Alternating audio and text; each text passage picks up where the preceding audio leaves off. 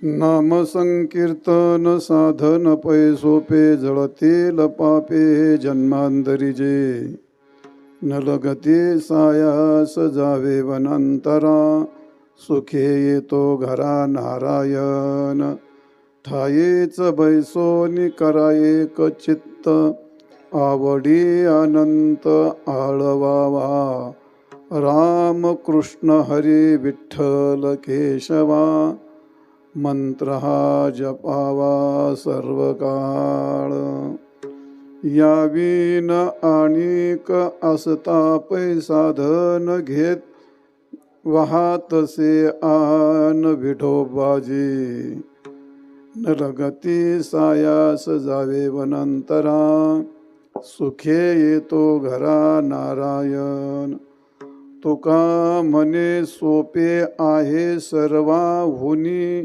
शहाणा तो धनी घेतो येथे न लगती सायास जावे वनांतरा सुखे येतो घरा नारायण ध्येयं सदा परिभवग्नमभीष्टदोहम् तीर्थास्पदं शिवभिरचिनुतं शरण्यम् भृत्यारत्यहं प्रणतपाद भवाब्धिपोतो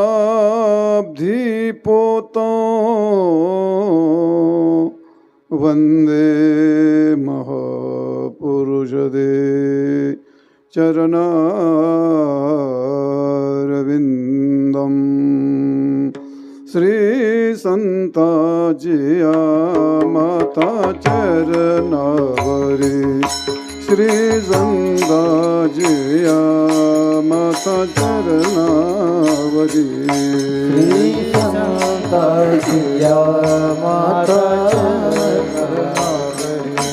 श्री संताजिया माता चरणावरी साष्टांग है कादी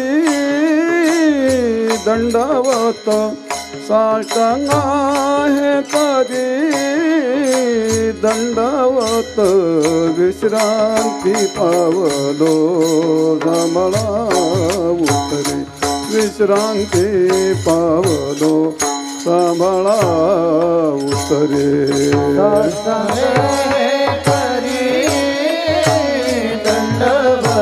दंडवत दंडवत देवा पावलो सांभाळा उतरे नाम संकीर्तन साधन पै सोपे जळतील पापे जन्मांतरी जे न लगती सायास जावे वनांतरा सुखे येतो घरा नारायण. प्रस्तुत सेवेकरता घेतलेला अभंग संत श्रेष्ठ वैराग्यमूर्ती जगद्वंद्य जगद्गुरु श्री संत तुकाराम महाराज यांचा हा हरिपाठाची शेवटी म्हणणारा नामाचं महत्त्व प्रतिपादन करणारा अत्यंत उत्तम आणि गोड असा अभंग आजच्या चिंतनाकरता घेतलाय.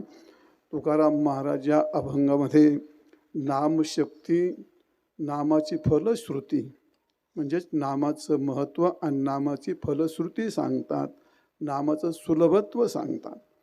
असा हा नामाचं महत्त्व प्रतिपादन करणारा अत्यंत उत्तम अभंग आहे. जवळजवळ सर्वांच्या पाठ असलेला आणि अर्थाने सगळा सपाट असलेला. लोकांच्या पाठ असतं भरपूर, पण त्याच्यात मध्ये काय सांगलं काय कळत नसतं बहुतेक माणसाला. तर हा सर्वांच्या पाठ आहे हा अभंग, वारकऱ्यांच्या सगळ्यांच्या पाठ असणारा अभंग आहे. हरिपाठाच्या शेवटी म्हटले जातो असा अभंग आहे. या अभंगात तुकारामाने आपल्याला कोणता संदेश दिला आहे? तुकाराम महाराज म्हणतात भगवत प्राप्ती करता साधनं सांगितलेल्या आहेत. किती साधनं आहेत त्याची काही गणती करता येत नाही. जप तप योग याग तीर्थ व्रत वैकल्य कर्म उपासना ज्ञान इत्यादी इत्यादी साधनांची नाही वाणीत एवढे सगळे साधनं सांगितलीत. पण प्रत्येक साधनामध्ये भगवत प्राप्ती करून देण्याचं सामर्थ्य नसतं. ते प्रत्येक साधन कोणत्या तरी दोषाने विद्ध असतं. त्या साधनाला दुसऱ्या साधनाची अपेक्षा असते. एक साधन एकच दोष निवृत्त करत असतं, एखादं साधन एकच पाप निवृत्त करतं. परंतु भगवान नामस्मरण असं आहे जगात, असा दोषच नाही की त्याच्या पुढे टिकू शकेल. असं म्हणजे असं नामस्मरणाचं इतर साधनापेक्षा श्रेष्ठत्व आहे. म्हणून नामसंकीर्तन हे साधन आहे, ते सुलभ आहे, सोपा आहे, सफल आहे.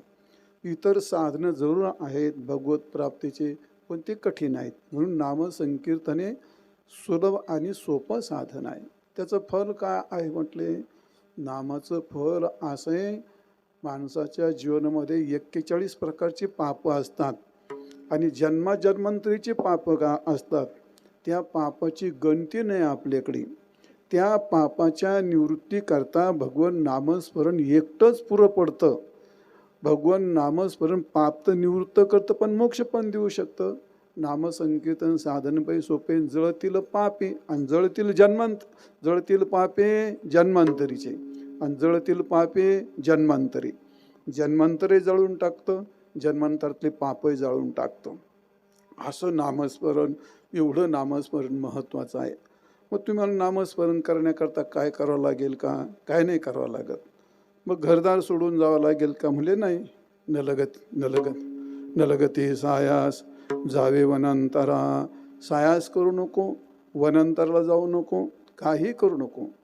सायास प्रयास काही करू नको, वनांतराला जाऊ नको, घर सोडून जाऊ नको. मग सुखे येतो घरा नारायण. तुझ्या घरी येऊनच भगवान तुम्हाला भेट देतात. आजचापर्यंतचा इतिहास असा आहे. सर्व संतांच्या घरी भगवान येऊनच त्यांना भेट दिली आहे. म्हणून सुखे येतो घरा नारायण. याच्याकरता ठाईचं बसवणे करा एकचित्त. एका जागेवरती बसा, एकाग्र चित्त करा आणि आपल्या कामामध्ये एकाग्र चित्ताने भगवंताचं नामस्मरण जर केलं तर मग त्याला कोणतीही अडचण येत नाही. फक्त अडचण हे काय? कोणती अडचण आहे? आवडी अनंत आळवावा.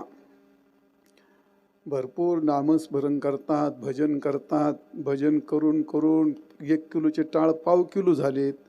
आणि जप करणाऱ्या माणसांच्या माळा पार 5-50 माळा पार तुटून गेल्या. त्या सगळं केलं सगळं, पण अडचण काय येते?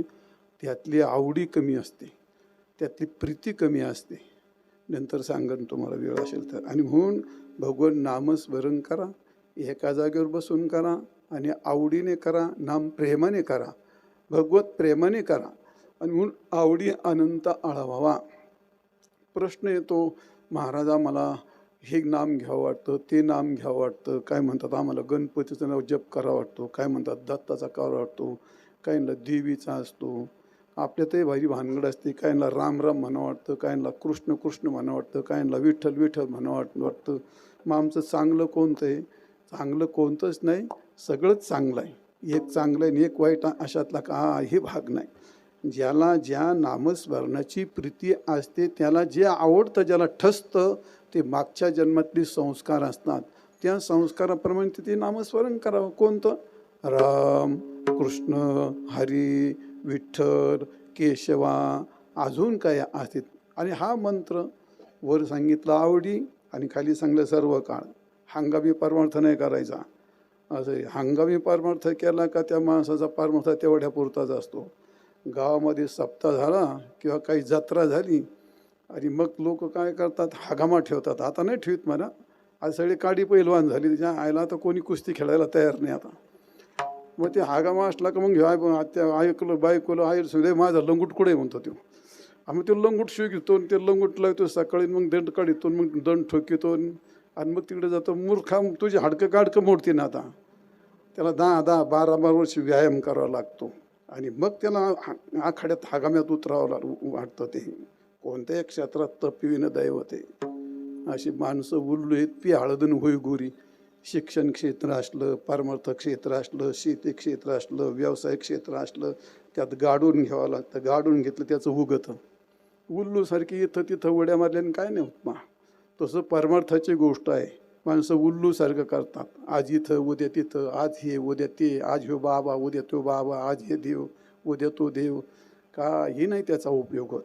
आणि मग तुकाराम महाराज म्हणतात, राम कृष्ण हरी विठ्ठल केशवा तुला जे पाहिजे ते घे, फक्त काय कर सर्व काळ त्यात अखंडता ठेव, नैरंतर्य ठेव, निश्चित तुला फलाची प्राप्ती होईल. तुम्हाला असला विश्वास वाटत तर तुकाराम महाराज म्हणतात, माझ्या पांडुरंगाची शपथ घेऊन तुम्हाला सांगतो. शपथ कधी व्हावी लागते? खऱ्या करता वाहतात का खोट्या करता वाहतात? आता जे खरं असतं ते खरंच असतं, त्याला शपथ व्हायची काय गरज आहे? मग खोट्या करता व्हायचे का? आता ते खोटंच असं शपथ वाहून काय करणार आहेत? पण बहुतेक ज्यावेळी खोटं हे खरं करायचं असतं त्यावेळी शपथ व्हायची असते. असतं खोटं पण काय करायचं ते त्याला शपथी वाहू शपथी वाहू. शपथ कशाची वाहतात ते? शपथ ज्याचं अत्यंत प्रेमाचं नातं असतं त्याची शपथ. आईची शपथ, मुलाची शपथ, अन्नाची शपथ, पाण्याची शपथ, अग्नी शपथ, देवा शपथ, गळ्या शपथ. हे सगळे शपथी कशा करता असतात? तो त्या समोरच्या माणसाला मी काय बोलतो त्यातलं त्याला खरं आहे सिद्ध करण्याकरता अशी शपथीची गोष्ट. तुकाराम महाराज म्हणतात, माझ्याबद्दल जर तुम्हाला शंका येत असतील तर मी जे सांगतो त्यावर तुम्ही विश्वास ठेवा. कारण का मी माझ्या पांडुरंगाची शपथ घेऊन तुम्हाला सांगतो. तुम्ही जर मी सांगतो त्यापेक्षा जर वेगळं काही केलं तर तुमचा फार फसवा होईल. तुकाराम महाराज म्हणतात, याविन असता अनेक पै साधन पै हे निश्चयात्मक आहे.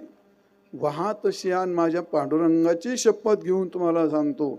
याच्यापेक्षा जगात सोपं आणि सफल साधन सर्वसामान्य माणसाला दुसरं कोणतं करता येणार नाही. भगवंताचं नामस्मरण करा, निश्चित तुम्हाला फल मिळेल. आणि मग कलियुगातल्या माणसाने दुसरी साधनं केली तर त्याला मूर्ख म्हणतात, त्याला महामूर्ख म्हणतात. आणि शहाणा कोणला म्हणतात? जे सध्या माणसाच्या अधिकाराच्या पातळीत करता येतं.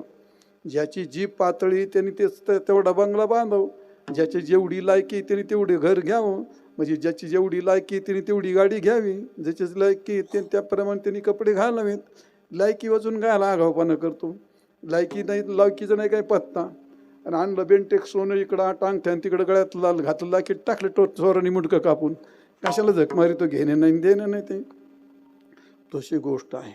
मग तुकाराम महाराज म्हणतात, कलियुगामध्ये कलियुगा माझे करावे कीर्तन, दुसरं काही करू नको. जो भगवंताचं प्रेमाने नामस्मरण करतो, सर्व काळ करतो, त्याला सध्या कलियुगामध्ये शास्त्र, संत आणि भगवान त्याला शहाणं म्हणतात. तुका म्हणे सोपे आहे सर्वहुनी. जो शहाणा असतो तो हे घेतो आणि त्यातून पापातून मुक्त होतो, असा अभंगता शब्दशः अर्थ सांगितला. विठाल विठाल विठाल विठाल विठाल विठाल. नाम संकीर्तन साधन पै सोपे, जळतील पापे जन्मांतरी जे. न लगते सायास जावे वनंतरा, सुखे तो घरा नारायण. तुकाराम महाराज आपल्याला नामस्मरणाचं महत्त्व सांगतात, तुकोबऱ्या सांगतात. नामसंकीर्तन हे फार सोपा आहे. बाकीचं काय अवघड आहे? बाकीचं सगळं अवघड आहे. काय अवघड आहे? मुख्य चार साधनं सांगितलेले असतात. कर्मयोग असतो, ज्ञानयोग असतो, अष्टांग योग असतो, आणि उपासना योग असतो. ते मग बाकीचे सगळे साधनं करायचे ठरले तर ती सर्व सहजासहजी सोपी गोष्ट नाही. ती योग करायचा तो कोणालाही करता येत नाही. ज्ञान योग करायचा कोणालाही प्राप्त होत नाही. अष्टांग योग करायचा तो कोणालाही प्राप्त होत नाही. आणि ध्यानयोग याचा अर्थ उपासनादी योग करण्याचा तो कोणालाही प्राप्त होत नाही. त्याच्याकरता फार मोठी किंमत मोजावी लागते. असं आहे. ज्ञान योगाची गोष्ट फार कठीण आहे. तत्वज्ञान याकरता विवेक, वैराग्य, समाधी षटक, मोक्षत्व वगैरे वगैरे तत्वज्ञानाचे शब्दज्ञान होण्याकरता सुद्धा 12 आणि 12 24 48 वर्ष 50 वर्ष घासावी लागते. त्यावेळी शब्दज्ञान होतं कुठंतरी. शब्दज्ञानाचे बुद्धीचे लचके तुटतात की सामान्य गोष्ट नाही, तत्वज्ञानाची अध्यात्माची. लोक तर येडे गाजर कशाला अध्यात्म म्हणतात. लोक किती मूर्ख आहेत त्याची त्या मूर्खपणाचीच किव येते मला. मी एकदा त्या सांगोलीला कार्यक्रमाला गेलो, तो फार दिवस झाले. ते सांगोला कोणता, पंढरपूरच्या पलीकडचा.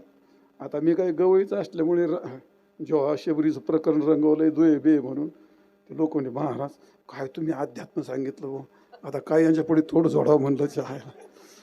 आता हे जर ते शबरीचं प्रकरण जर अध्यात्म म्हणतात तर काय म्हणा ही गोष्ट. बाबा हो, अध्यात्माची गोष्ट ही लुच्यापुच्या बुद्धीचं कामच नाही. ते लय ताकदीची बुद्धी लागते त्याला, लय ताकदीची बुद्धी लागते त्याला. आता तुम्हाला त्याचे अनुभव नाहीत. माझ्या पुढे असे शिये झालेली माणसं पार दुमते तिमते होऊन पळून गेले. ते इतकी कठीण गोष्ट आहे. मग आपल्यासारख्या सामान्य ती गोष्ट जमेल का? नाही जमत सर्वसामान्य माणसाला. म्हणून तुकाराम महाराज म्हणजे सर्वसाधारण सामान्य माणसं आहेत ते. आपल्याला कसं शिकू गोष्ट शक्य होईल. म्हणून ज्ञानयोगाच्या भानगडीत नका. वेदाने सांगितलंय, वेद यदा चर्मवदाकाशम व्यष्टयिष्यन्ति मानवः तदा देवमविज्ञायम दुःख शांतो भविष्यति. ज्ञानविन मोक्ष नाही हा सिद्धांत. वेद बोले ज्ञानाने मोक्ष होतो गोष्ट खरी, पण आपल्यासारख्या सर्वसाधारण सामान्य माणसांना अधिकार विषयीन प्रयोजन संबंधन हे विवेकन वैराग्यन भानगडी ब्रह्मन मायान मिथ्यान सत्य. अरे शब्दच पार तुमच्या डोक्यावर नाही, पार कानाच्या पलीकडे जाते शब्द. एवढे कठीण शब्द आहेत. ते कसं प्राप्त करणार ते? तुकाराम महाराज त्या भानगडीत नका पडू. ज्ञानयोग कठीण आहे. कर्मयोगाची गोष्ट तशीच असते. कर्मसंध्या करत असताना त्या केशवायन महा असं आपण आचमन करतो, त्या कालामध्ये जर मापापेक्षा जास्त पाणी आलं तर त्याला दारू प्यायल्याचं पाप लागतं. इतकं सूक्ष्म असतं कर्म. कर्म सहजासहजी कळत नाही आणि सहजासहजी घडत नाही. तुकाराम कर्म किंवा कर्मेती कवयो पित्र मोहित. हा कर्मधर्म नव्हती सांग अनुन्यांगी पतन. म्हणजे त्या कर्मामध्ये मोठी भानगड असते. सर्वसाधारण माणसांनी कर्मयोगाच्या भानगडीत पडू नये. ती कठीण क्लिष्ट गोष्ट असते. ज्ञानयोग एक कठीण असतो. आणि अष्टांग योगाची गोष्ट, अष्टांग योग सर्वसाधारण माणसाला करता येतो का? तो नाही करता येत त्याला. भगवान सांगतात अर्जुना अष्टांग योग फार कठीण आहे. अरे अष्टांग योग करण्याकरता त्याला विशिष्ट व्यक्ती लागते, विशिष्ट देश लागतो, विशिष्ट काल लागतो. कुठे करते तो कर्मयोग? नाही करते. बाईने सकाळी चूल पेटवली, दोन्ही कोणतून टांगड्या लावल्या येणी आणि धरण नाक बायकोली मुर्द्या उठीतून मला लेकर बाळाला भाकरी करा, इथं कुठं फसफस करतो. अरे चुली पुढं करतो पुढं योग. त्याच्याकरता निगूढ मठ मंदिर शिवालय गंगातीर एकांत लागतं. कोणत्या देशात योग करता येत नाही. आणि कोणत्या व्यक्तीला का त्याला विशिष्ट व्यक्ती लागते. हे सकाळी जर नाश्ता करायला बसला तर एकटाच 1 किलोची पोळी खातोय. आणि ज्यांनी अधिकार जेवायच्या टाईम म्हणून तो अडीच तीन भाकरीने 1 किलोचा भात खातोय. आणि दुपारी पुन्हा 3 भाकरी. संध्याकाळी म्हटलं तर अजून एखादे 2-4 ठेवून देतो. आता खाऊन खाऊन याचा गेळा फार असा एवढा मोठा झाला आहे. आणि धरण नाकनाकला घोड्या गेळा फुटन ना आता.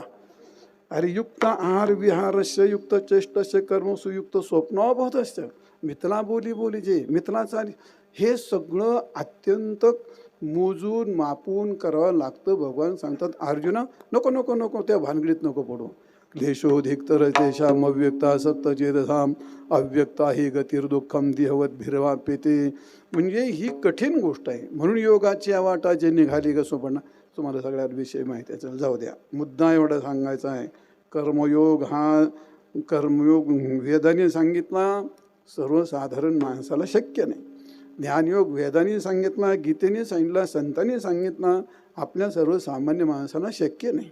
अष्टांगयोग गीतेने सर्व संतांनी वेदांनी सगळ्यांनी सांगितला, आपल्यासारख्या माणसाला शक्य नाही. कलियुगातल्या माणसाला शक्य नाही. प्रापंचिक माणसाला ती गोष्ट कठीण आहे, शक्य नाही. त्यांचा मोक्ष आडू नये. आणि म्हणून तुकाराम महाराज म्हणतात सर्वसाधारण सामान्य माणसाकरता अत्यंत सोपी गोष्ट, सहज करता येईल अशी गोष्ट. जळतील पापे जन्मांतरी जय पापे जन्मांतरी जन्मांतरीचे नाम संकीर्तन साधन पैसोपे नाम संकीर्तन साधन पैसो नाम संकीर्तन साधन पैसोपे नाम संकीर्तन साधन पैसोपे जळतील पापी जन्मांतरीचे जळतील पापी जन्मांतरीचे नलगती सायास जावे वनंतरा जावे वनंतरा जळतील पापे जन्मांतरीचे जळतील पापे जन्मांतरीचे नलगती सायास जावे वनंतरा नरके सायास जावे वनंतरा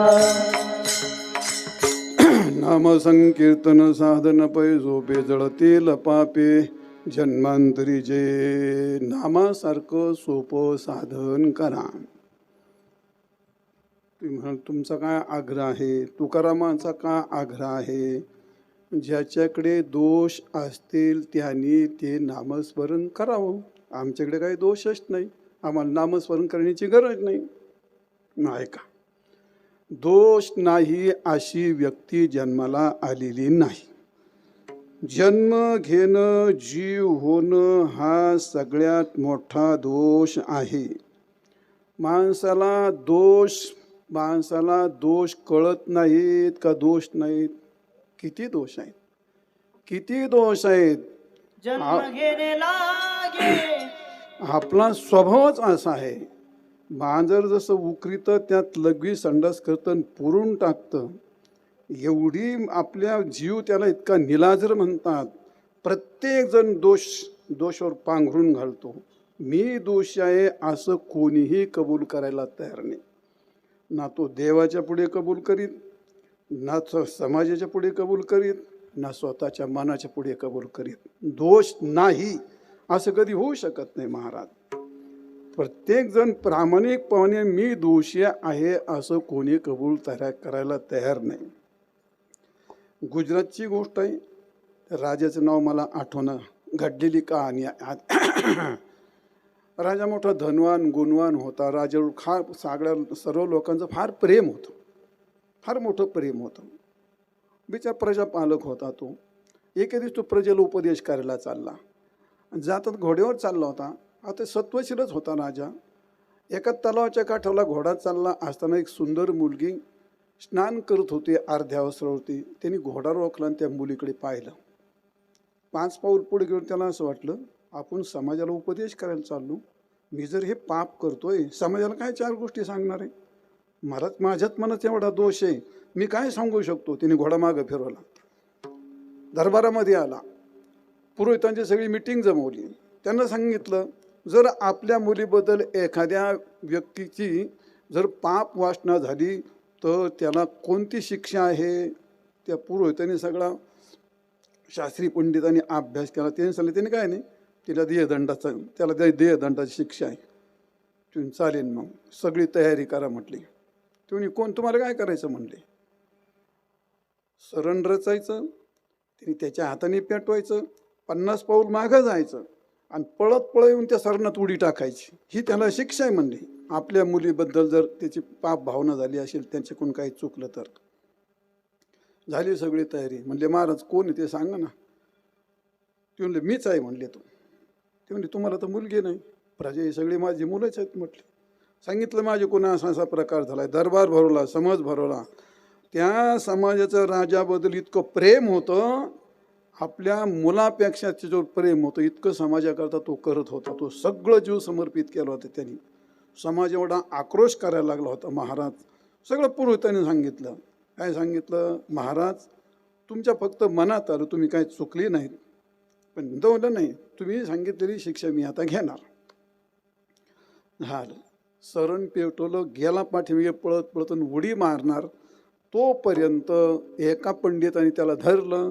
तुमच्या मनात वाईट भावना आली होती, तुम्ही इथपर्यंत शिक्षा घेतली, इथं तुमची शिक्षा संपली. दृष्टांत हा नाही सांगायचा. दृष्टांतातलं मर्म असं आहे, त्यांनी सगळा समाज जमवला आणि समाजापुढे कबूल केलं मी दोषी आहे. याला म्हणतात सगळ्यात शुद्ध मनुष्य. त्याला शुद्ध मनुष्य म्हणतात. अरे बायकोपुढे दोष कबूल करायला नाहीत तुम्ही, बायको नवऱ्यापुढे दोष कबूल करायला तयार नाहीत. मांजरासारखं झाकून टाकता, हो माझ्याकडून चुकलं, माझ्याकडून ही गोष्ट चुकली.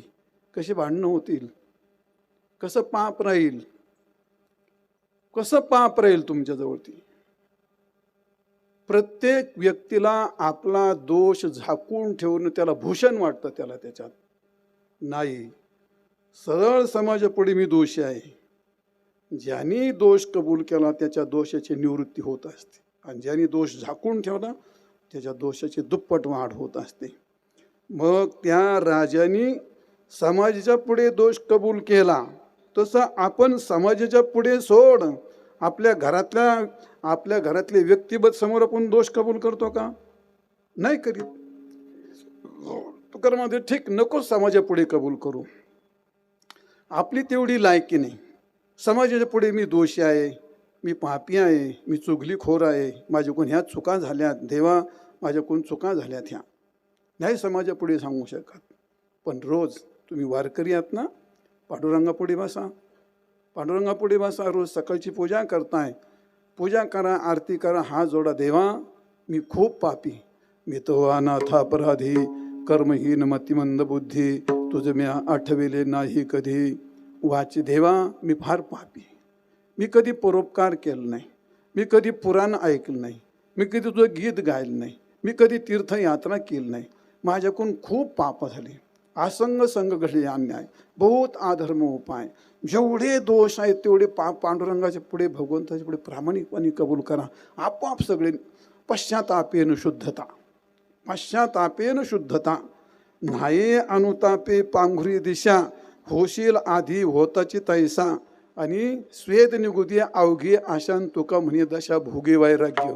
पश्चाताप तुम्ही साधना का समजू, पश्चातापेन शुद्धता, अनुताप तीर्थे नहाला. आणि नाहुनी मजा आता ज्ञानेश्वर महाराज म्हणतात, ज्याला अनुताप झाला त्याच्या दोषाला थाराच राहत नाही महाराज. नाही समाजापुढे कबूल केलं, पांडुरंगापुढे कबूल करा. आणि तेवढी जर आपली गोष्ट जमत नसेल तर कमीत कमी संध्याकाळी स्वतः उताना पडण्यावरती स्वतःच्या मनाला कबूल करा, खरंच मी दोषी आहे, खरंच या गोष्टी माझ्याकडून चुकतात, देवा मला यातून बाजूला काढ, मला यातून बाजूला न्यायचं, ही गोष्ट काही चांगली नाही. जर असं आपल्या मनाला कबूल केलं तर उद्या त्याला एक चूक करायला, एक पाप करायला त्याला लाज वाटेल आणि तो त्यातून निवृत्त होईल. आणि म्हणून समाजापुढे कबूल करा. नाही शक्य झालं हात जोडून पांडुरंगापुढे कबूल करा, ते नाही शक्य झालं आपल्या मनापुढे कबूल करा. आणि हे जर तुम्हाला जमत नसेल तर आमच्याकडे काही उपाय नाही. मग दोष नाहीत का आपल्याला कळत नाहीत, दोष आहेत. किती दोष आहेत त्याची गणित नाही. तुकाराम महाराज म्हणतात अल्पभाव, अल्पमती, अल्पायुष्य, नाही हाती, अपराधाचे ओळिलो मूर्ती, आहो वेदमूर्ती पर्यसा, किती दोषा देऊ परिहार, किती दोषा देऊ परिहार, किती दोषा देऊ परिहार, किती दोषा देऊ परिहार. गुण दोषा मळिले अंतर, गुण दोष मळिले अंतर, दोषा मळिले अंतर, गुण दोषा मळिले अंतर. आदि वर्तमान भविष्यकार, आदि वर्तमान भविष्यकार, आदि वर्तमान भविष्यकाल, आदि वर्तमान भविष्यकाल. लागे अंत पार ऐसे नाही, लागे अंत पार ऐसे नाही. आई किती दोषा देऊ परिहार, किती दोषा देऊ परिहार.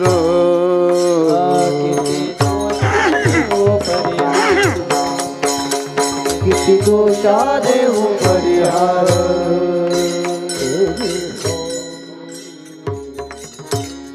किती दोषा देऊ परिहार, गुण दोष मळिले अंतर. आदि वर्तमान भविष्याकार. काय रे बोल, लागो अंत पार, लागे अंत पार ऐसे नाही. तुकाराम महाराज भगवंता पुढे असं म्हण, देवा माझ्या गुणदोषाची गणती करता येत नाही. देवा मी चांडाळ चांडाळ म्हणता लागत आहे वेळ. मी अनाधी अपराधी आहे, अनादी आहे, अपराधी आहे, कर्महीन आहे, बुद्धिहीन आहे, मतिहीन आहे. तुकाराम महाराजांनी आपली भूमिका अंगावरती घेऊन भगवंताच्या पुढे दोष कबूल करण्याची प्रक्रिया आपल्याला शिकवली. म्हणून महाराज म्हणतात, किती दोषाचा परिहार देऊ तुम्हाला, किती दोष सांगू. कायिक पाप सांगू का वाचिक पाप सांगू का मानसिक पाप सांगू, एकांतातले पाप सांगू का समुदायातले पाप सांगू, बोलण्यात केलेले पाप, नजरेत केलेलं पाप, ऐकलेलं पाप. अरे पावला पावलाला पापाची अवलाद आपली, पावला पावलाला नीट पाहायचाच नाही. चांगला ऐका, निंदा चवीने सर्वण करून ऐकायची कानाला सवय आपल्याला. कोण निंदा करायला लागला ना, मग कट झाडाला फोन लावतो, हा काय म्हणला तू. आपली सवय, आपल्याला कोणाला तरी वाकडं पाहून नजरेतून वाईट पापानी पाहायची आपली सवय आहे. ती चूक नाही, ती चूक नाही गाडी होती. प्रकृती आहे ती, जीव आहे तो पिंड आहे, तो अन्नाचा विकार आहे तो, ते चूक नाही ती.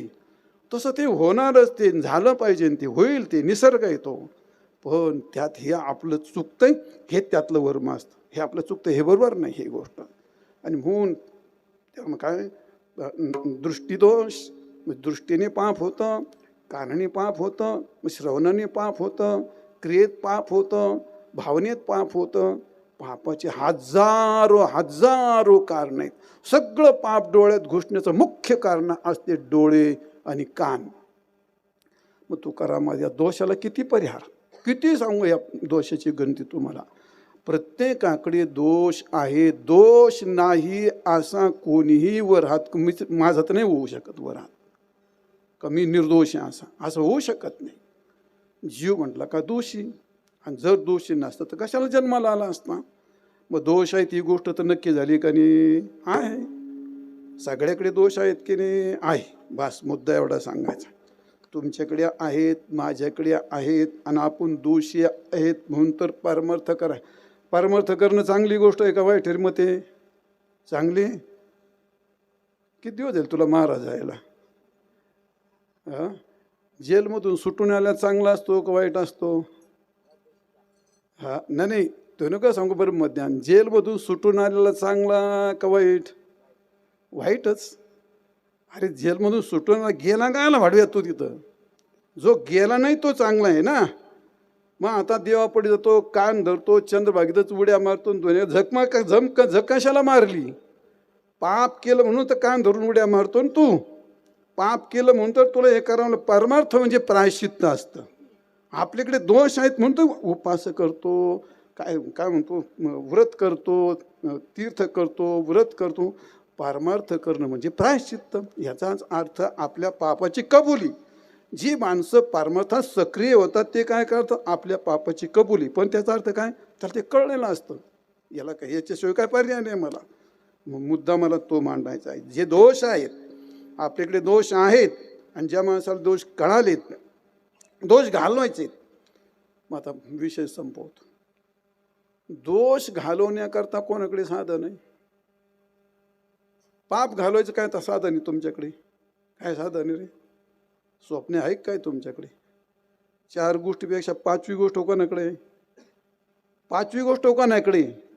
पहिले तुमच्याकडे धन, दुसरी तुमच्याकडे बायको, तिसरा आहे तुमच्याकडे मुलगा, आणि 4थी गोष्ट सत्ता. धन, दारा, पुत्र, जन. जन म्हणजे प्रतिष्ठा, प्रतिष्ठा म्हणा, सत्ता म्हणा. पाचवी गोष्ट कोणाकडे असेल तर मला सांगा. आमच्याकडे ही पाचवी गोष्ट आहे. काहीच नाही. पाचवं काय तुम्ही सगळे म्हणत प्रपंच. मग देवाचा असेल, संताचा असेल, मग तुमचा माझा कोणाचा असेल तर प्रपंचात फक्त चारच गोष्टी आपल्या स्वाधीन असतात. एक धन आहे, एक पुत्र आहे, एक दारा आहे आणि एक काय आहे, प्रतिष्ठा आहे. धन, दारा, पुत्र, जन. याच्यापेक्षा दुसरं काय? काहीच नाही. मग यातलं पाप काय दूर करतं? धन पाप दूर करतं का पाप करायची वासना तयार करतं? हा, अरे दारू कोण पितो? शिमिट करणारं पितो काय? उपाशी मारणारं पितो का पैशाचा माझाला तो पितो? पत्ते जुगार कोण खेळतो? पैशाचा माझालाच खेळतो का नाही? पैसा माणसाला, अनितीचा पैसा माणसाला पापाकडे प्रवृत्त, पाप करायची वासनाच निर्माण करतो. त्याला पाप करायची वासनाच निर्माण करतो. भले भले श्रीमंत पार भीक का मागतात ही माणसं? का मागतात भीक ती? त्याचं नियत कारण हे असं असतं. जर तुमचा अनितीचा चुकीचा पैसा असेल तर तो तुम्हाला पापाचीच बुद्धी निर्माण करतो आणि पापच करायला होतो. असं आहे. बायको काय करायला होते? कोणती याच्यात अशी जन्माला आली? तुम्ही काही करू नका बघा, 24 तास नामस्मरण करीत बसा. मी मोलमजुरी करील आणि तुमचं पोट भरील. अशी का कोणी? नाही असेल बिचारी एखादी, तिला दंड होते आपला. लाखातली एखादी असेल ती. तुकाराम महाराजांची पण नव्हती. आहे का तुझी तशी? बरं झालं नाही तिच्या चांगलं.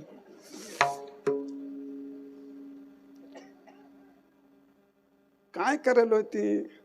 हॉटेलमध्ये जेवायला चला, मला हे सामान आणा, मला घेऊन फिरायला चला. आता हे पुढचं मी न सांगितलं, संन्यासी माणसांना सांगितलेलंच बरं. पापाकडंच प्रवृत्ती करते.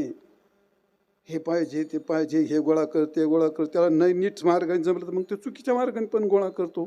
पण तिला प्रसन्न ठेवायचं असतं. ते पापाकडे प्रवृत्त करण्याचा प्रसंग येतो, पण ती तिच्यामुळे मग तुम्हाला पाप निवृत्त करता येईल असे काही साधन आहे तुमच्याकडे? असं काही साधन नाही. धन पाप निवृत्त करतं असं काही कुठं उदाहरण नाही. तुमची पत्नी पाप निवृत्त करते असं काही कुठं उदाहरण नाही. आणि मुलगा पाप निवृत्त करतो का पाप करायला लावतो? काय करतात माणसं मुला करता? ह्या इष्टटी गोळा करतात, बोखंडी घेतात. कशा करता रे? कशा करता? हे मुलाला ह्या माझ्या बाब्याला आणि माझ्या पिंट्याला हे करायचं ते करायचं, भाडव्या नरकाला जाशील तू. कोणा करता गोळा करून ठेवतो? डोळे उघड. आयुष्य किती, त्याचा तुझा संबंध काय? पण तरी ते केल्या जातं. मुलगा पापाकडे प्रवृत्त करीतो, पत्नी पापाकडे प्रवृत्त करते. पाप निवृत्त नाही करीत ती. मुलगा पाप निवृत्त नाही करीत, धन पाप निवृत्त नाही करीत. प्रतिष्ठेचा तर विषयच मिटला माणसा. नाखी माणसं त्याच्यात व्हायला गेलीत. सगळी माणसं त्याच्यात व्हायला गेलीत. श्रीमंत, गरीब, महिला, पुरुष, आमच्यासारखे मार लोक तिथं फार लाजा सोडल्यात. अरे खातं कोण तुम्हाला कुत्रं? आपल्याला लोक मानतात. भाडव्या तुला बायकोच मानित नाही तुझी. बायकोच मानित नाही. तुमचा भ्रम झाला असेल तो तसा. असं वाटतंय का तुम्हाला कधी? नाही. तिला नाविलाज आहे. तुमच्या हाताखाली जागा येतील नाविलाज म्हणून तुम्ही सगळ्या गोष्टी ऐकते. ती तिचा नाविलाज, तुमचाही नाविलाज आहे ना. वर पहा, प्रतिष्ठा ही तुम्ही तुमच्या मनात उभी केलेली गोष्ट असते. मला लोक फार चांगलं समजतात, मला लोक फार मानतात, आणि मी फार चुकीची गोष्ट आहे ती. मनानेच उभी केली नाही. मी चांगला आहे, मी मोठा आहे, लोक मला चांगलं समजतात, मी फार सज्जन आहे, मी फार पारमार्थिक आहे. माणसाला प्रतिष्ठा ही फार खाली ढकलते महानात. ज्याला समाजाने मला चांगलं म्हणावं, फोटो छापायचा, नावं छापायचे, बोर्ड छापायचा, याच्या पुढे थोबाड काढ, त्याच्या पुढे थोबाड काढ. अरे किती वेळची गोष्ट आहे ती, काही मिनिटाची गोष्ट आहे ती. अशा याच्या पुढे हार घातलेली माणसं खाली उतरून त्याला वाईट वाईट शिवाय देतात. त्याला ते इकडं तोंड फिरवले होते, यायचं नालाय का मला माहिती. पण करता काय आता? आपल्या समोर आला ते. प्रतिष्ठा कोणी द्यायला तयार रे महाराज, आपण आपली ठरवली असते. मुद्दा सांगायचा आहे, धन दारा पुत्र जन या गोष्टी एवढ्याच्यात आपल्याकडे, आणि दोष आपल्याकडे मी ठासून तुमच्याकडून सगळं कबल करून घेतलंय. आम्ही दोषी आहोत, आमच्याकडे दोष आहेत, पण ते दोष निवृत्त करण्याकरता आमच्याकडे एवढे साधन आहेत. हे पाप करायला लावतात का पाप निवृत्त करतात आपले? पाप भाग पाडतात. आणि तुमची काय माझी गोष्ट जाळून संसार बैसुलांगण हे लोकांचे बोकाटे घेतले सगळे काटते, मग त्याच्याकरता कर कीर्तन आणि पैसा गोळा करून आणि बस त्यांची व्यवस्था करी. सांगितले कोणी तुला कटन ना? लोकांनी म्हणलं वा काय महाराज आहेत बो, काय विद्यार्थी बो, आणि काय होईन त्यांनी? होत काय नाही, पण निसर्गात ढकलतंय ती महाराज. जीवाचा स्वभाव असा आहे, खालारा धावे पाणी भ्रमरपुष्पाची घाणी. माणूस खालारा धावतो महाराज तिकडे.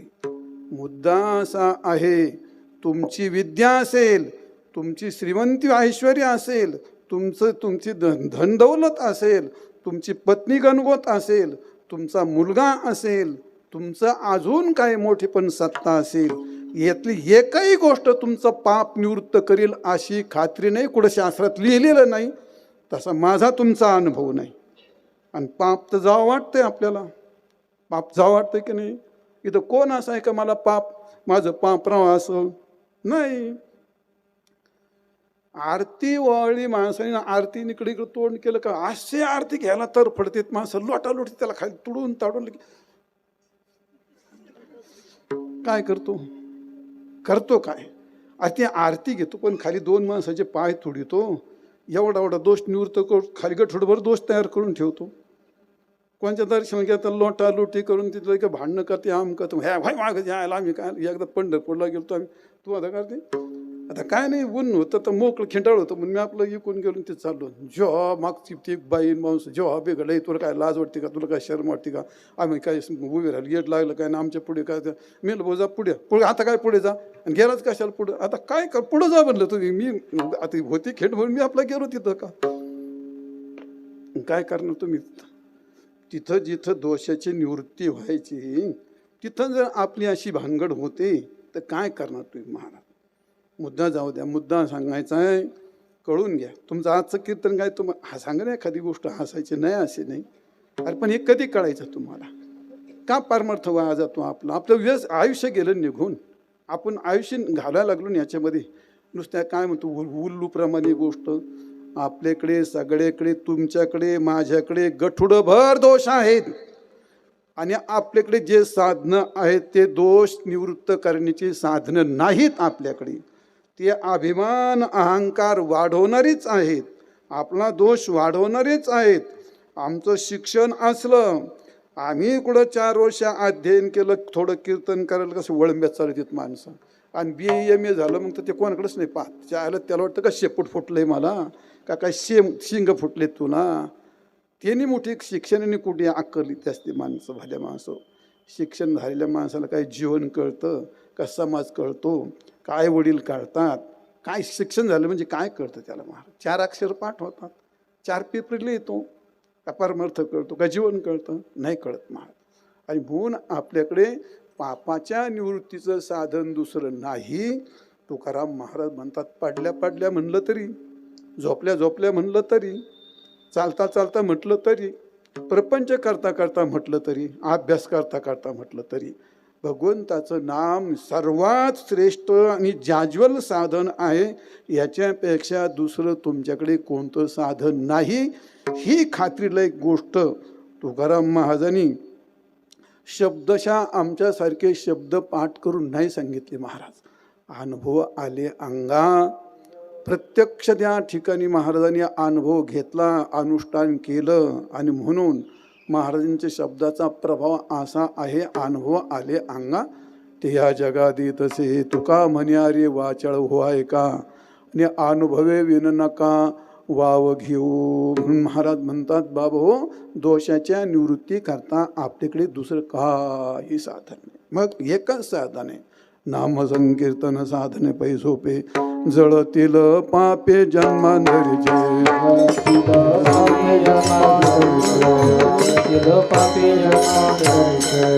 नाम संकीर्तन साधन पै सोपे नाम संकीर्तन साधन पै सोपे नाम संकीर्तन साधन पै सोपे नाम संकीर्तन साधन पै सोपे नाम संकीर्तन साधन पै सोपे नाम संकीर्तन साधन पै सोपे नाम संकीर्तन साधन पै सोपे नाम संकीर्तन साधन पै सोपे जळतील पापे जन्मांधरीचे जळतील पापे जन्मांधरीचे नलगती जायाच जावे वनंदरा नलगती जायाच जावे वनंदरा जळतील पापे हा जळतील पापे नलगती साया जावे वनंदरा नलगती साया जावे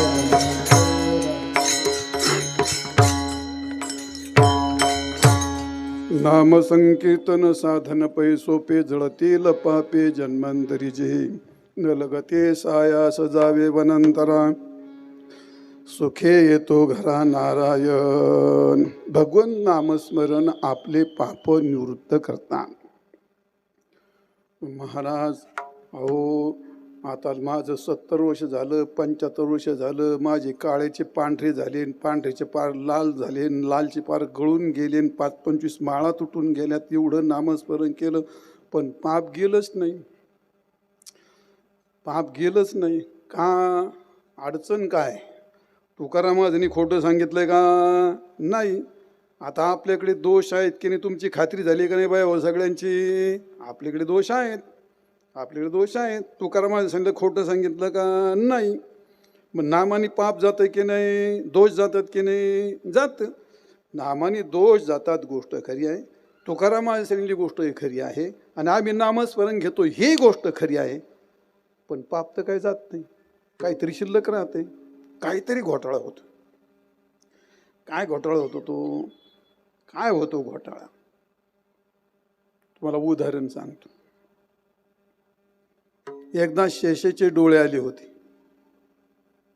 मग आता शेषेचे डोळे आल्याच्या नंतर माणूस मोठा मोठा माणूस रोगही मोठी डॉक्टर मोठा औषध जितका मोठा माणूस तितके मोठे रोग आणि जितका मोठा रोग तितके मोठी औषधं आणि तितका मोठा नुसतं नाकात शेंबूड आला तरी कुठे गेलो दवाखान्यात कुठं पुण्याला अरे वा पुण्याला का हां इतकं सामान्य माणसं थोडीच येतं आम्ही कारण का श्रीमंत आहेत एवढे मोठे आहेत आम्ही मोठा डॉक्टर अजून तिकडं पुढं शेषाचे डोळे आले मग सर्वसाधारण डॉक्टर कसा चालेल.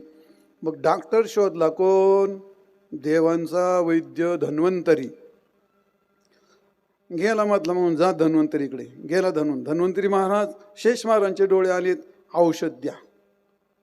बरं जा घेऊन औषध. हो ते म्हणले औषध चांगलं द्या डोळे राहिले पाहिजे. अरे वेळा आहे का तू डोळे औषध औषध घेऊन वाटी खाली ठेवीपर्यंत डोळे एकदम चक झालीच पाहिजेत बरी इतकं जाजूला औषध आहे.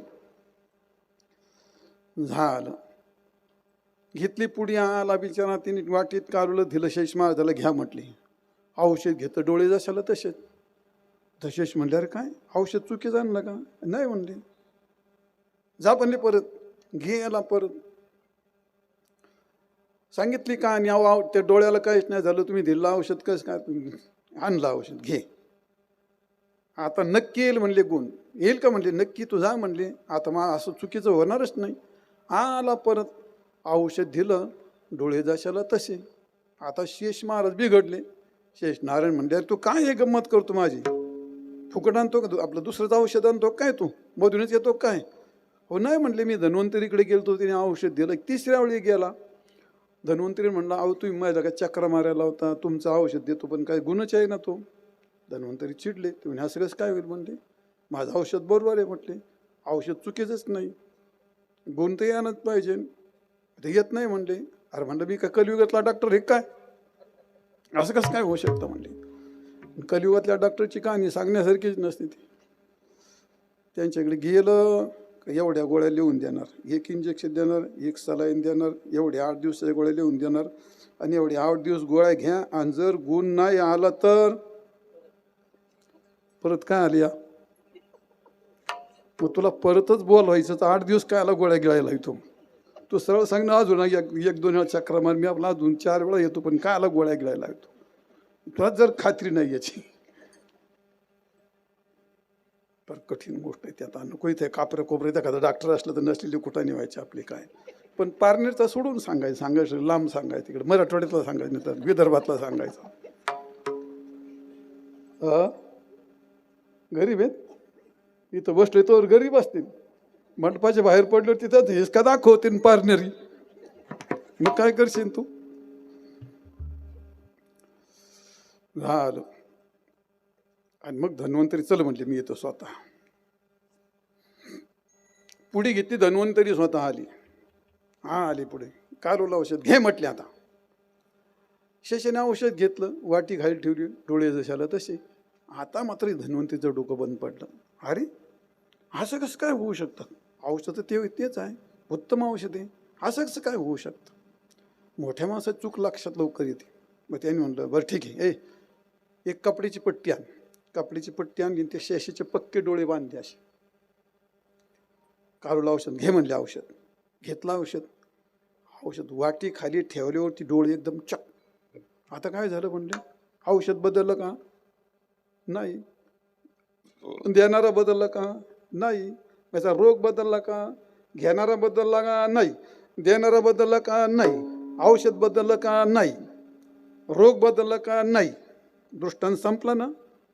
शेष म्हणलं झालं काय. अरे तू एवढा जहर वाटी औषधाची वाटी घेतली, तुझ्या डोळ्यातून त्या विषाच्या धारा त्यात पडत होत्या आणि त्यामुळे औषधाचा प्रभाव एकदम नष्ट होत होता, कमी होऊन जात होता. आणि त्यामुळे ते औषध, रोग तोच होता, औषध तेच होतं, देणारा तोच होता, पण त्या औषधाची मात्रा नष्ट होत होते. दृष्टांत संपला. आपण नामस्मरण तेच घेतो की नाही, आपल्याकडे पाप आहेत की नाही, तुकाराम सांगते बरोबर आहे की नाही, महाराज सांगणारे बरोबर आहेत, नामाने पाप जातं बरोबर आहे, आपल्याकडे दोष आहेत बरोबर आहे. बिघडतं कुठं मग, फक्त इथं बिघडत. कुठं बिघडतं, 2 गोष्टी बिघडतात. आपल्या अंतकरणातले काम क्रोध आदी दोष त्यात मिश्र होतात आणि दुसरी गोष्ट आपली श्रद्धा कमी पडते. तुकाराम महाराज म्हणतात, अवघे निरुसोनी काम घ्यावे नाम विठोबाचे, हरे नाम विठोबाचे घ्यावे नाम विठोबाचे. अवघे निरुसोनी काम घ्यावे नाम विठोबाचे, घ्यावे नाम विठोबाचे, नाम विठोबाचे. अवघे निरुसोनी काम, अवघे निरुसोनी काम.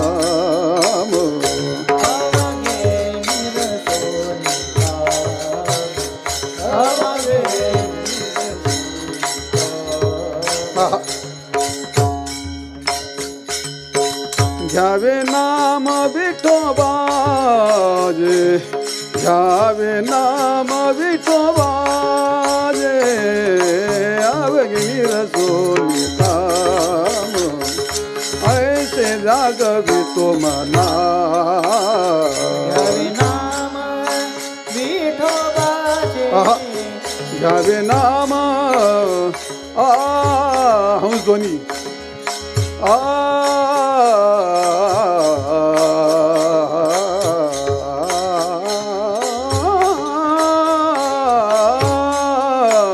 घ्यावे नाम विठोबा,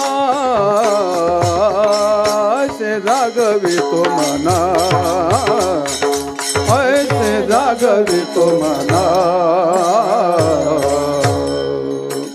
अवघे निरुसोनी काम, घ्यावे नाम विठोबाचे, नामस्मरण घेताना आपल्या त्या नामामध्ये आपले काम, क्रोध, लोभ, मोह, द्वेष, राग हे सगळे दोष त्यात मिश्रित होतात. म्हणजे काय होतात?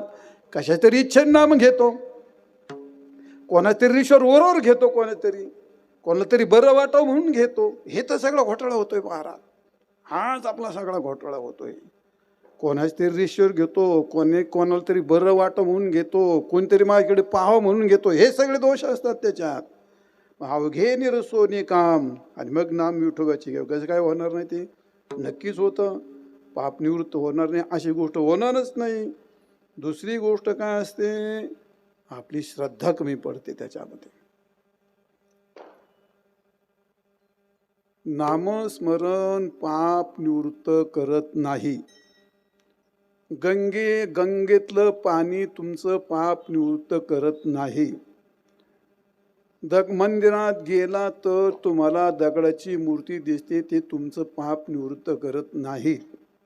ज्या गोष्टी प्रत्यक्ष असतात त्याला श्रद्धेची गरज नसते. लक्ष देऊन ऐका. जी गोष्ट परोक्ष असते त्याच्याकरता श्रद्धेशिवाय दुसरा काही पर्याय नाही.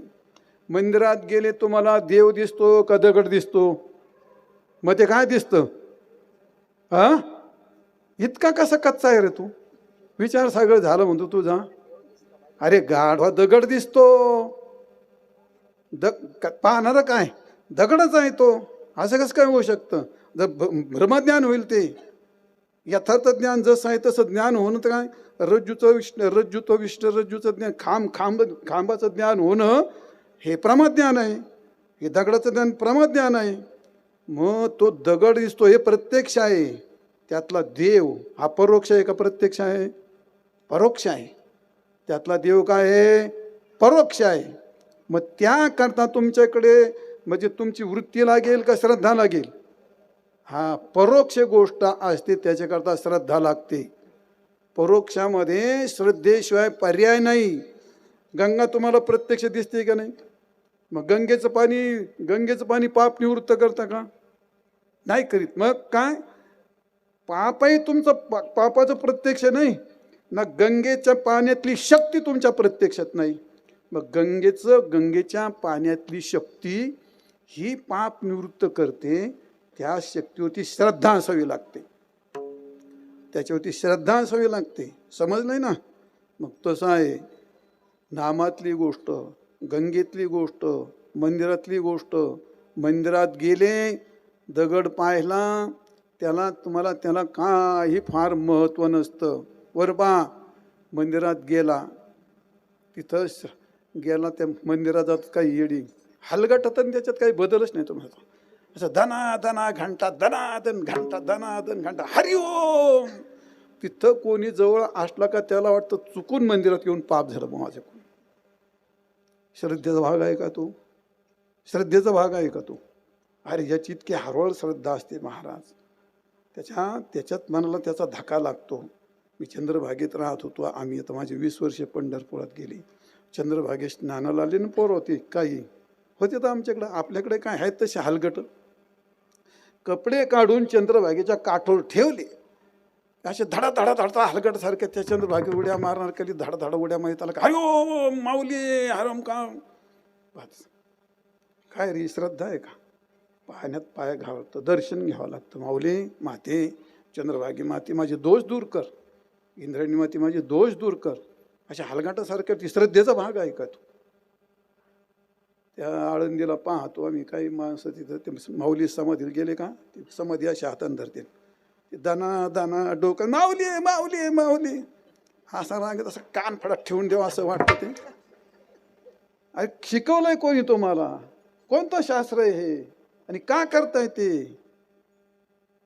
माऊलीवर इतका हळवापणा की आपल्या हाताचे सुद्धा त्यांना त्रास होईल.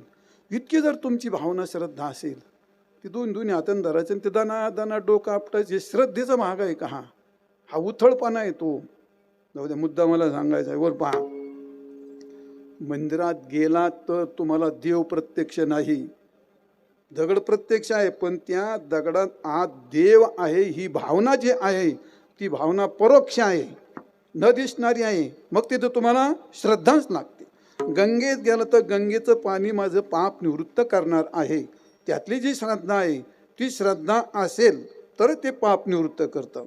म्हणजे तुमचं काम नाम, तसं नामातली गोष्ट आहे. गंगेचं पाणी असेल, मंदिरातले देव असेल, अजून काय असेल, तसं नामामध्ये शक्ती नाही. मग कशात शक्ती ती? नामातल्या श्रद्धेत शक्ती असते त्या पाप निवृत्त करायची. नामातल्या, तुम्हाला उदाहरण सांगतो. विठाल विठाल विठाल विठाल विठाल. केला का आवाज मोठा आहे? हरिओम. आता तू विठ्ठल विठ्ठल म्हणली होती, माझे कान फुटल्यासारखे झाले. काय करावं या लोकांना? बरं आता राहू दे. काय अरे काय हसता तुम्ही? परमार्थच. अरे तुम्ही काही लोकांनी परमार्थच हसून नाबो मात्र केलं आणि काही रडून वाटोळ करून टाकलं. काय तुम्हाला अवदास आठवते इथं आलो तर हसायच्या? काय तुम्हाला इथं आलो अवदास आठवते तर रडायच्या? काही लोकांनी हसून हसूनच परमार्थ ना हे हरामखोर नरकाला निघालीतच, पण समाजाला घेऊन निघालीत महाराज. का हसताय तुम्ही? परमार्थ हसायचा विषय का? थोडी शरम नाही वाटत का तुम्हाला? परमार्थ का हसताय? परमार्थात येऊन घरी टिव्या पडल्यात, तमाशे पडलेत, मिवणी पडली टिंगल करायला, मित्र पडलेत. इथं पश्चातापाचं कीर्तन झाली, पश्चाताप राहायची. देवा इतकं आयुष्य गेलं माझं, एवढं आयुष्य गेलं, मग काय नाही झालं माझे, कोण माझे पाप नाही गेले, माझे दोष नाही गेले, हे पश्चाताप राहायला कोण इकडेच? हा काय प्रकार घडतो? परमार्थात उदळ संतापाशी बुवा असावी मर्यादा, आणि फलकटाचा धंदा उरफोडी, याची किंमत मोजावी लागायची नाही का तुम्ही? आपुलीची जननी, लग्न करून नाविली जनी, पण तीर्थची परिपत्नी कारण होय, ज्ञानेश्वर महाराज म्हणतात. चल जाऊ द्या, काय सांगत होतो रे? हा श्रद्धे. पार्वती म्हणली, भगवान शंकर देवा, तुमच्या भक्ताचा तुम्ही काय विचारच नाही करीत. एवढे गंगेमध्ये स्नान करतात, ते हरिद्वारमध्ये गारठा आहे, एवढं गंगेचं पाणी फार गार आहे, हात लावू देत नाही, आणि तुम्ही त्यांच्याकडे पाहत सुद्धा नाहीत साधी. भगवान शंकर म्हणले, पार्वती या हे सगळे लबाड आहेत म्हणे, यांची श्रद्धा. असं कसं काय बोलतो तुम्ही? श्रद्धा जर नाही तर एवढे पहाटे उठून गंगेत येतील. श्रद्धा जर नाही तर गाव धाम सोडून इथपर्यंत येतील. ती श्रद्धा असल्याशिवाय. बरं म्हणले. आता बायको म्हणली होती, काय नवऱ्याचं ऐकलंच नाशातला काय भाग? बरोबर आहे का हे? बरोबर आहे का? आता ती मोकळे म्हणे हा म्हणायला काय अडचणी बरं तुला? आता असं वाकडं तिकडं मोकळे म्हणे हा असं म्हणे का? ना असं असं मोठं कार्य असं. हा नवऱ्याचं ऐकलं तर ती बायकोच नाही समजायचं. ज्ञाने तुम्ही खोटं सांगत काहीतरी. बरं चल म्हणले. आधी थंडीचे दिवस, जिथं सगळा मोठा मेन रस्ता होता तिथं रस्त्यात एक मोठा खड्डा पडला, त्यात पाणी होतं. भगवान शंकरांनी म्हातारीचं रूप धारण केलं आणि त्या खड्ड्यात पडले. म्हणजे सांग आता कोणी आलं त्याला काढायला सांग, पण एवढं सांग जो कोणी हात लावेल, जर पाप नसेल तर हात लावायचा, आणि पाप असेल तर जळून जाईल, एवढं सांगतो. बसले ती खड्ड्यात पडली. पार्वती बसली काठावरती सगळ्या जगाची सुंदरता घेऊन. आता पार्वतीचं सौंदर्य काय वर्णन करू मी? तिचं सौंदर्याला काय जोड आहे का महाराज? सगळ्या जगाला सुंदरता तिथूनच मिळाली. ती आदिमाया शक्ती ती. बसली सुंदर. झालं. आता हे सगळे संन्यासी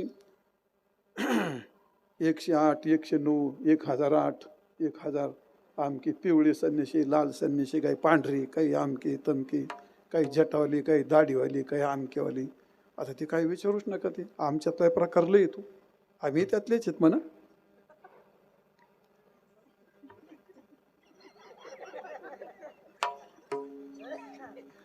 असं यांचं आम्ही त्यातले म्हणून असो. जसं काही फार शुकाचारी ते पाय काय शुकाचारी.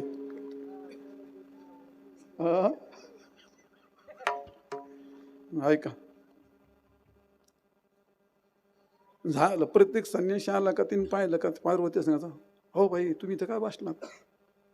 हो तुम्ही काय नाही बाबा माझा पती पाटला इथं आणि त्याला वर काढायचं तिची काय ना दिला त्या म्हाताऱ्याच्या चला आमच्या आश्रमामध्ये आमच्या मठामध्ये आता पुढचं काय म्हणत असेल हे मी आता व्यासपीठावर नाही सांगत तुम्ही फक्त म्हणता तापेला ओळखून घ्या सगळं तापे तुम्ही त्यातले तुम्ही त्यातले ते किडे तुम्हाला लई पक्क माहिती त्याच्या पुढे काय म्हणले असतील तरुणच माणसं म्हणले आता एवढी सुंदर ती हिला पाहून ते काय म्हणले असतील हे मी काही व्यासपीठावर सांगायची गरज हां पक्का आहे त्यातलं तुम्ही सगळे तसेच तुम्ही मी त्यात काही आपण सगळे एकाच माळेचे म्हणेत सोडा आणि मग ते एकदा झालं दोनदा झालं तिसरं संन्यासी आला तो हो बाई म्हणला देऊन दे अरे माझे पती पडलेत मला एवढं काढून दे तोंडा चालेल ते कमंडूल खाली ठेवलं लागला उतरायला तो म्हणलं हे बघ जर खाली उतरशील आणि त्यांना हात लाव जर तुझ्याकडे पाप नसेल तर तू हात लावतो जर पाप असेल तर जळून भस्म होशील बघ काय करायचं बघ खोटं ना करून त्याने आपलं दिलं ठेवून उचलून गेलं निघून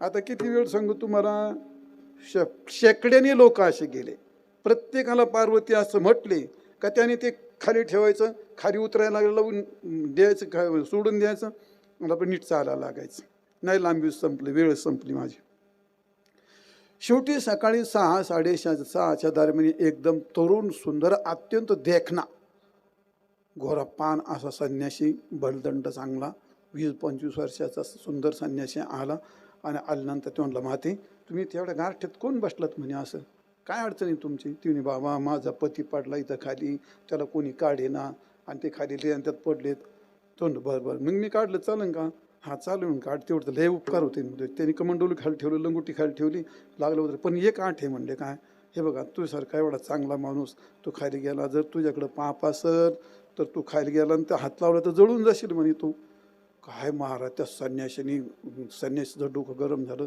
आई मूर्ख आहेस काय म्हणते तू तुला काय अक्कल बिक्कल आहे का नाही मी गंगेचं स्नान करून आलोय आणि गंगेचं स्नान करून येऊन माझ्याकडे पाप राहिलं तुझी बुद्धी झालीच कशी काय अशी अरे गंगेचं नुसतं दर्शन घेता सगळ्या पापाची निवृत्ती होते वाचे म्हणता गंगा गंगा सकळ दोष जाय भंगा आणि एवढं स्नान करून माझं पाप राहिलंच कसं काय शिल्लक त्याने लगेच खाली उतरलं आणि भगवान शंकरला वर काढली होती भगवान डायरेक्ट भगवान शंकर पार्वती प्रगट झाली त्याला दर्शन दिलं दृष्टांत संपला काय समजलं दृष्टांत तुम्हाला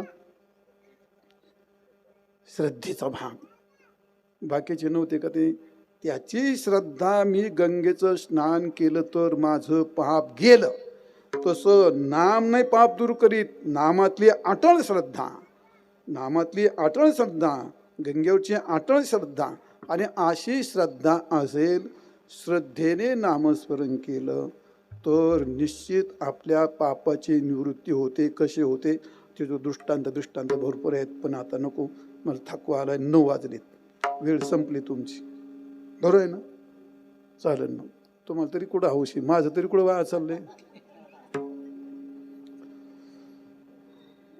नाम संकीर्तन साधन वै झोपे जळतील पापे जन्मांतरी जे सर्व साधनात सोपं साधन आहे आणि नाम संकीर्तन हे साधन अत्यंत जाज्वल आहे तरी तुम्हाला उदाहरण नाही सांगत फक्त वाक्य उच्चारतो ज्ञानेश्वर महाराज म्हणतात हरी उच्चारणी अनंत पापराशी आणि जातिरलयाशी तृणाग्निमेळ समरस झाले आणि तैसे नामे केले जपता हरी म्हणजे जसं गवताच्या गंजीला आग लागल्यानंतर वाळलेल्या गवताच्या गंजीला आग लागल्यानंतर मग ते गवत जळून जाण्याकरता काही एका क्षणात जळून भस्म होते त्याचप्रमाणे नामस्मरण तुकोबऱ्या सांगतात चाल केलासे मोकळा बोल विठ्ठल वेळोवेळा तुझं पापच नाही ऐसे नाम घेता जवळी वशी याचा अर्थ काय माहिती का अरे वेड्या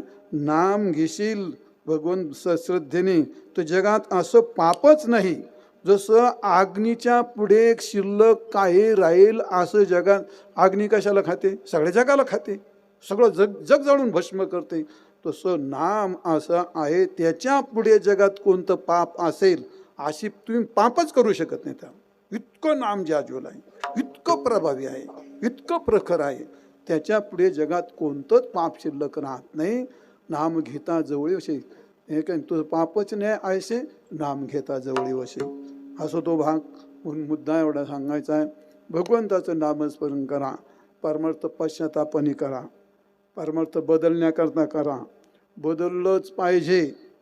कोणाचाही आदर्श, कोणत्या महाराजांचा आदर्श घेऊन जीवन जगू नका. तुकाराम महाराजांचा आदर्श घ्या, ज्ञानेश्वर महाराजांचा आदर्श घ्या.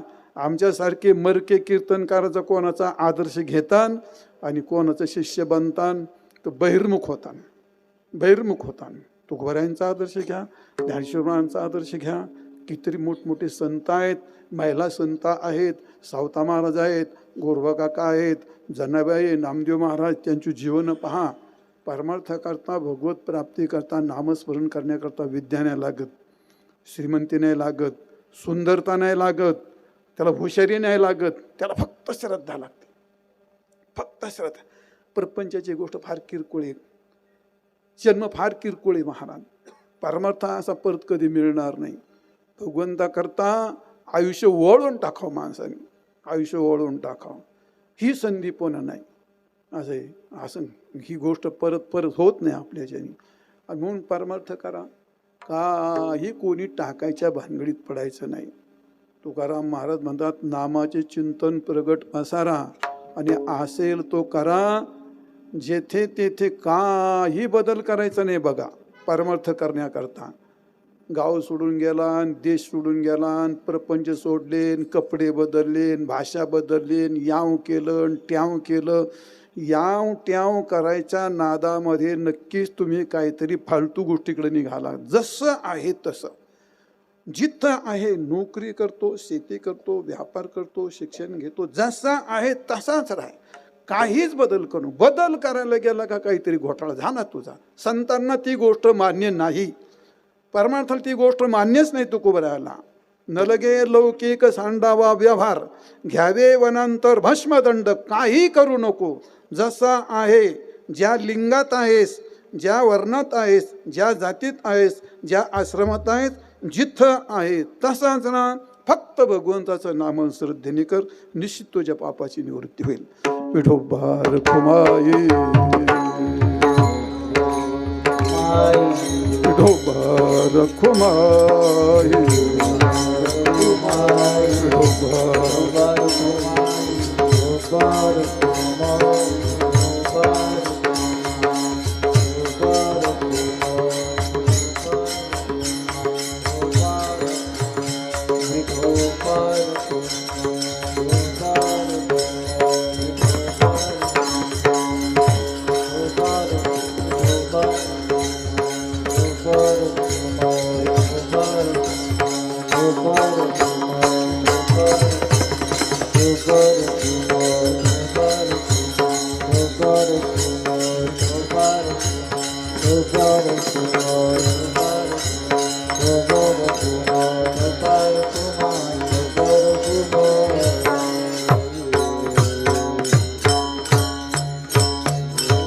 ज्ञानेश्वर माऊली, ज्ञानराज माऊली तुकाराम.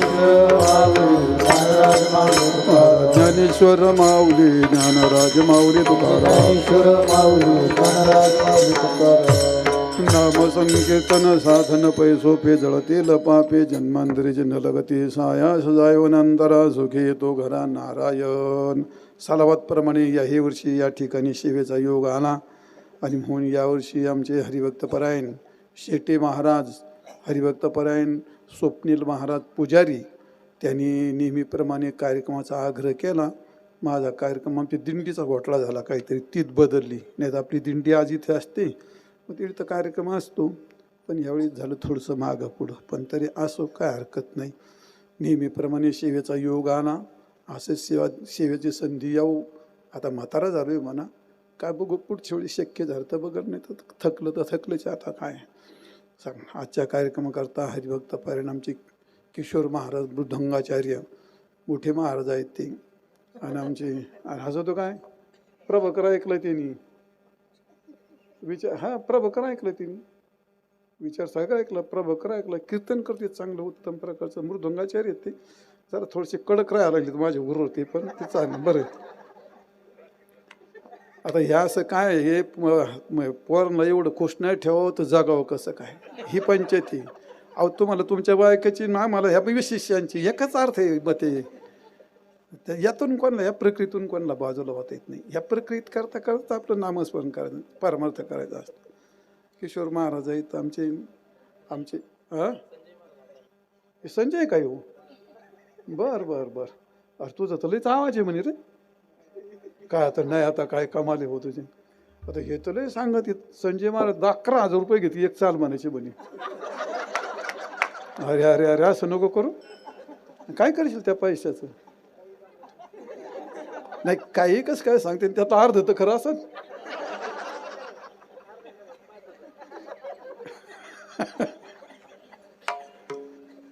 पण बरं चांगलं चांगलं गुणाचा भगवंता करता उपयोग करा.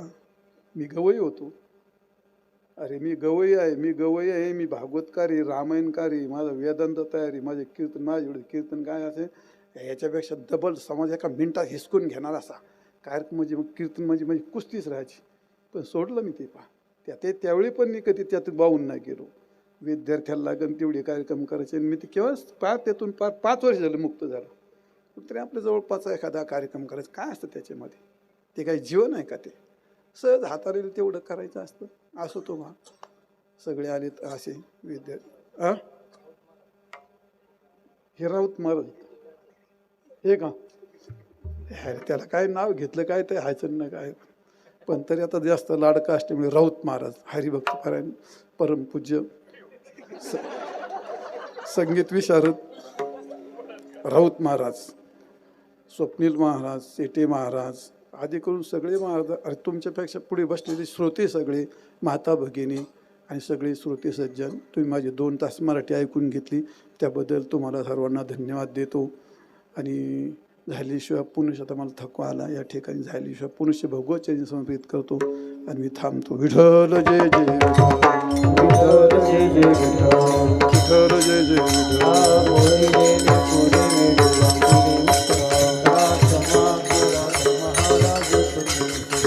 नाही उच्चारिला महाराज तुका म्हणे ज्ञानेश्वरा पायापैकी करा महाराज ज्ञानदेव तुकाराम